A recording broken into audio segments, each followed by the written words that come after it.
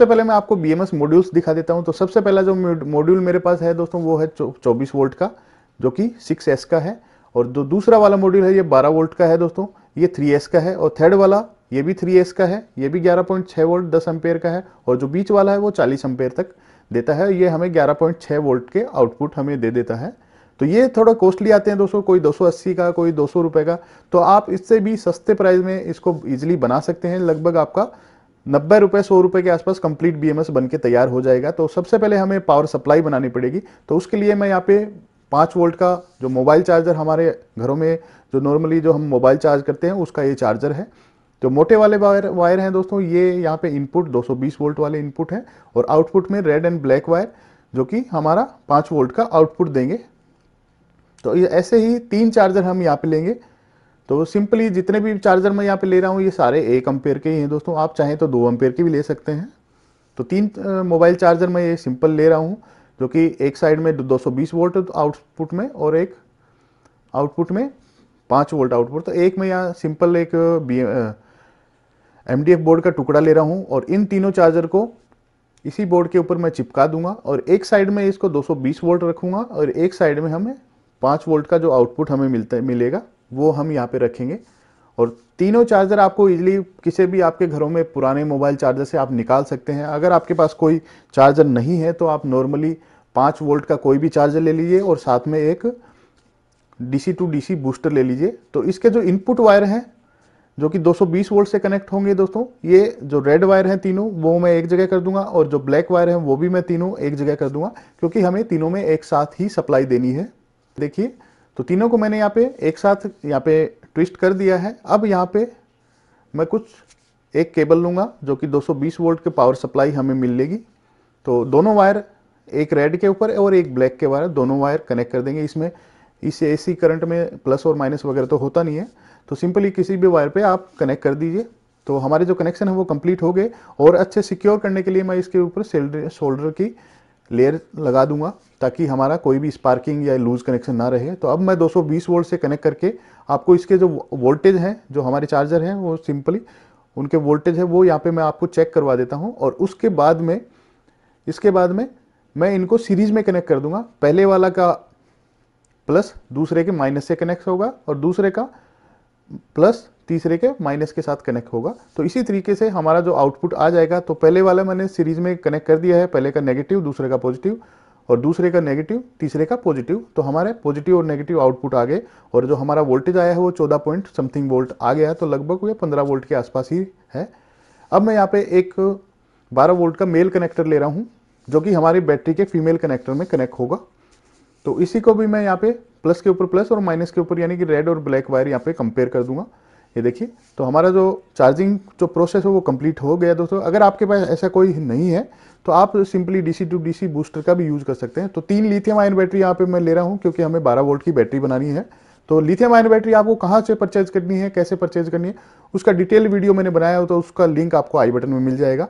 तो तीनों lithium ion battery हैं तो हम उनके ऊपर हम पॉजिटिव यानी कि रेड वायर और पॉजिटिव सिरे के ऊपर और ब्लैक वायर नेगेटिव सिरे के ऊपर यहाँ पे कनेक्ट कर लेंगे। तो इसी तरीके से तीनों बैटरियों के ऊपर मैं ऐसे ही वायर कनेक्ट कर लूंगा।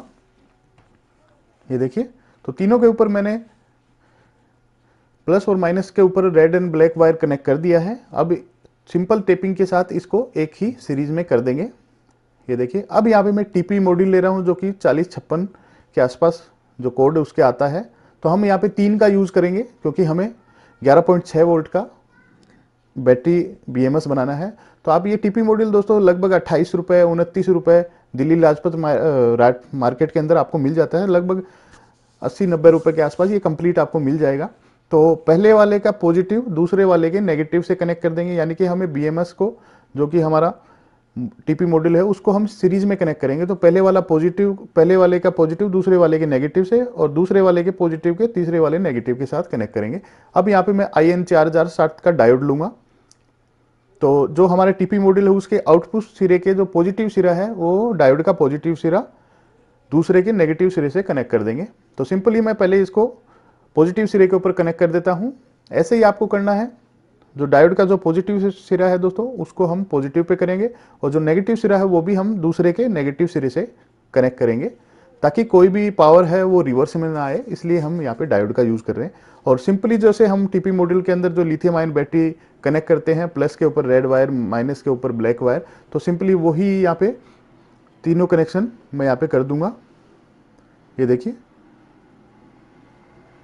तो तीनों कनेक्शन जो हमारी बैटरी के तीनों कनेक्शन हैं वो यहाँ पे हो चुके हैं, कंप्लीट कर लिए हैं दोस्तों। आप इसी तरीके से बना सकते हैं, बहुत ही इजी है बनाना BMS को। अब यहाँ पे मैं एक 12 वोल्ट का फीमेल कनेक्टर ले रहा हूँ और इसके ऊपर 2 वायर रेड एंड ब्लैक है। तो इनपुट सिरे के ऊपर जहाँ पे रेड वायर है उसको प्लस के ऊपर कनेक्ट कर देंगे और जो माइनस है वो ब्लैक वायर कनेक्ट कर देंगे। तो हमारा जो इनपुट है वो भी यहाँ पे कंप्लीट हो जाता है। तो हमारा जो बैटरी मैनेजमेंट सिस्टम है दोस्तों वो पूरा बनके कंप्लीट है।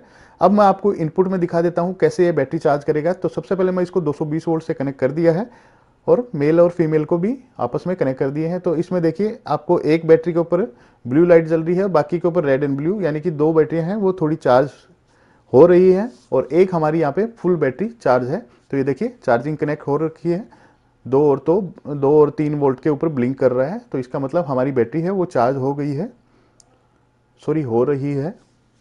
तो ऐसे ही आपको बैटरी चार्ज करनी है, इजीली आपकी बैटरी भी चार्ज होगी, आपका सर्किट भी सेफ रहेगा, आपकी बैटरी भी सेफ रहेगी और कोई भी शॉर्ट सर्किट भी नहीं रहेगा। अब आपको मैं आउटपुट का वोल्टेज चेक करवा देता हूँ कितना वोल्टेज आपको यहाँ पे मिलने वाला है। तो पहले वाले का 4 वोल्ट, दूसरे वाले का 8 वोल्ट, तीसरे वाले का 11 पॉइंट समथिंग वोल्ट आपको, यानी कि अगर आपकी बैटरी फुल चार्ज होगी तो आपको 12 वोल्ट का आउटपुट मिलेगा, क्योंकि जो हमने BMS बनाया है वो 11.6 वोल्ट का आउटपुट देगा।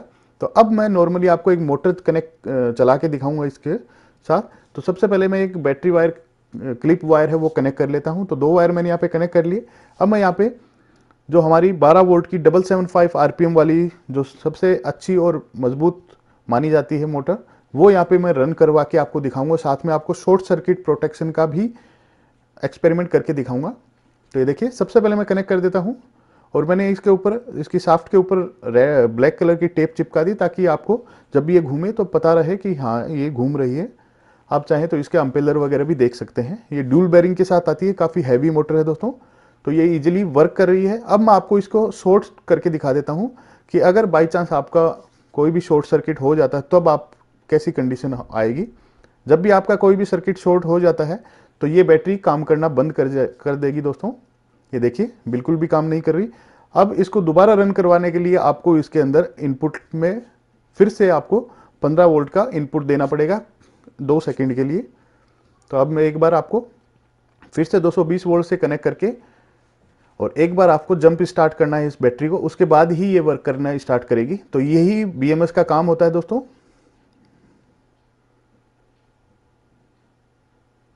ये देखिए, तो अब मैं जंप स्टार्ट करने के बाद ये देखिए हमारी मोटर फिर से वर्क करने लग गई। तो आप इसी तरीके से BMS मॉड्यूल घर पे बना सकते हैं, वो भी 80 से 90 रुपए के आसपास। अब मैं आपको सर्किट डायग्राम भी समझा देता हूं।